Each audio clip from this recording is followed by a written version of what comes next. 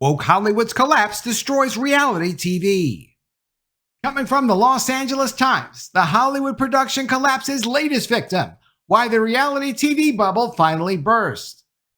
And also from the Los Angeles Times, Hollywood's implosion is hitting reality TV hard. Here's why. We're going to go through these two articles, and we're going to get to the bottom of all of this mystery. But I do also think that before we get into these details, you and I both know, if you don't produce things that people actually want to see, they're not going to watch them. And reality TV in particular has always been something of a guilty pleasure. It's something you watch that has drama in it that you know isn't really reality, but it's compelling, it's exaggerated slice of life. We like that. What we don't like is when they don't produce things that people actually want.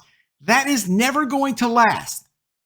Even with all the money, all the backing, all the support from the major companies, if you don't produce things that we want to watch, we're not going to watch it. And eventually, hundreds and thousands of people are going to lose their jobs when these projects are canceled. And that's before AI replaces people's jobs. From The Hollywood Reporter, Hollywood's divide on artificial intelligence is only growing. While unions aim to establish guardrails and artists are going to court, studios are looking to use AI more often in production. The former head of DreamWorks Animation, Jeffrey Katzenberg, a couple of months ago said, 90% of the cost of animation is going away over the next year or two, which means people are setting up systems to replace workers. This isn't about a 14 or 15% layoff of employees over at Pixar, a division of Disney. This is about a complete reworking of things because artificial intelligence apparently actually works. From the Los Angeles Times, the Hollywood productions collapse's latest victim, reality TV. When Hollywood writers went on strike in 2007 and 2008, unscripted TV production soared. And studios turned to reality TV, a cheaper, faster format that didn't really rely on writers to fill all their airwaves. Audiences began keeping up with the Kardashians and saying yes to the dress, and a new era of television was born. But around the time writers walked out again in 2023, something strange happened. Quote, I thought because of the strikes, there might be an uptick in reality TV because most of my jobs haven't been union, said Celeste Diamos, a TV editor who has worked on House Hunters, Property Brothers, and The D'Amelio Show. She's also worked on Moana. She continued, in fact, it was the opposite.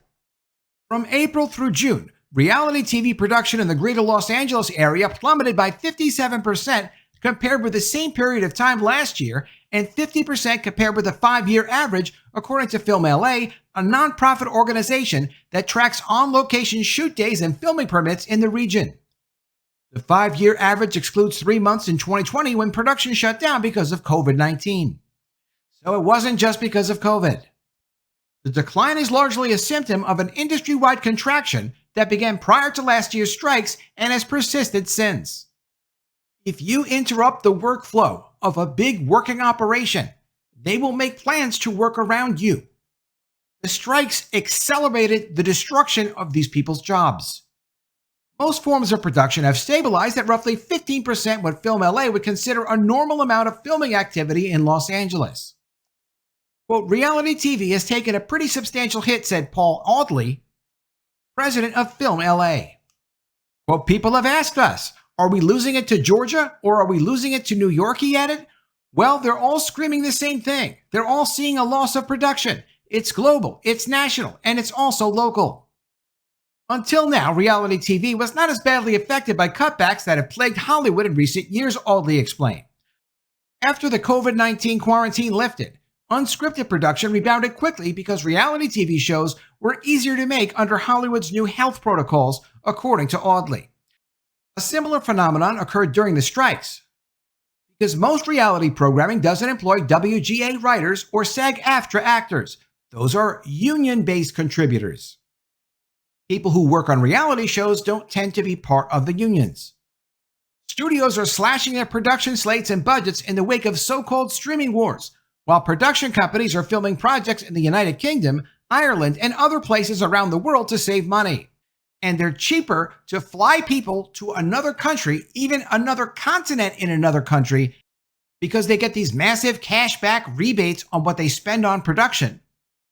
And when I mean massive, I mean massive. 25%, for example, is not even unusual. So if you've got a budget of $50 million or whatever it is, 25% of $50 million is $12.5 million. You get a check back from the country that you're working in.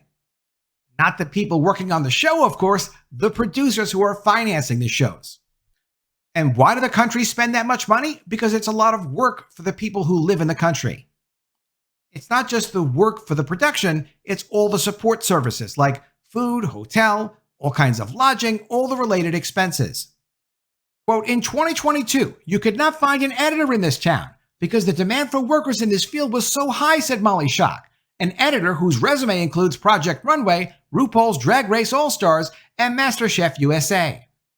That flood of work created some false expectations of people thinking, oh, streaming is great. We're going to have all this work all the time, not really seeing it as a bubble that was going to ultimately burst.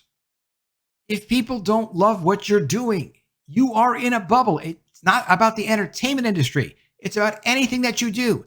If you feel like you're kind of getting away with something, then you know it's not going to last. But if customers are appreciating the things that you make and you're hearing that feedback from them, not ideological people who say, oh, I love that you have representation. I'm talking about people who, like Deadpool and Wolverine, are clearly enjoying the movie and going and seeing it more than one time. And not just a couple of people, like a lot of people. Even normies are doing it.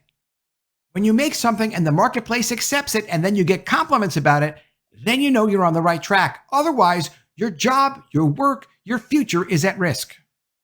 Editors who make up much of the reality TV workforce say it's been especially hard to find jobs because even projects that film in Los Angeles are doing post-production elsewhere.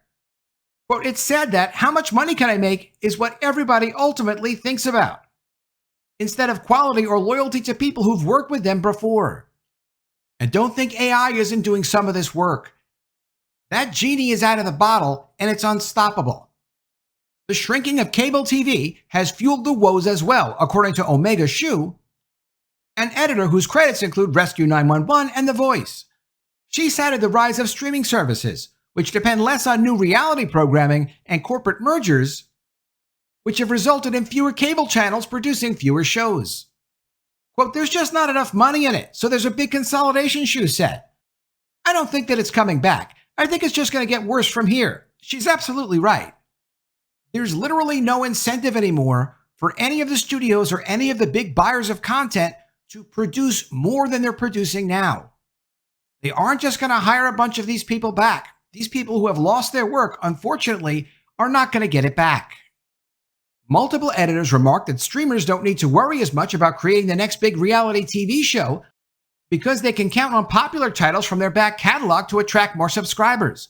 Some of the classics, such as Survivor, have dozens of seasons that audiences can catch up on. Quote, still, when you think of reality shows, it's Housewives, it's The Voice, it's The Amazing Race, Schock said. That used to be the programming when cable ruled the airwaves. Those markets don't exist anymore. So you could produce the best reality show that you'd ever want to produce. Unless it's in the top 1% of the 1%, it doesn't fit what the streamers do. The streamers have massive back catalogs. And they're not focused on attracting audience the same way that cable companies used to do it. So if you own a cable channel, reality shows worked. It was great for you.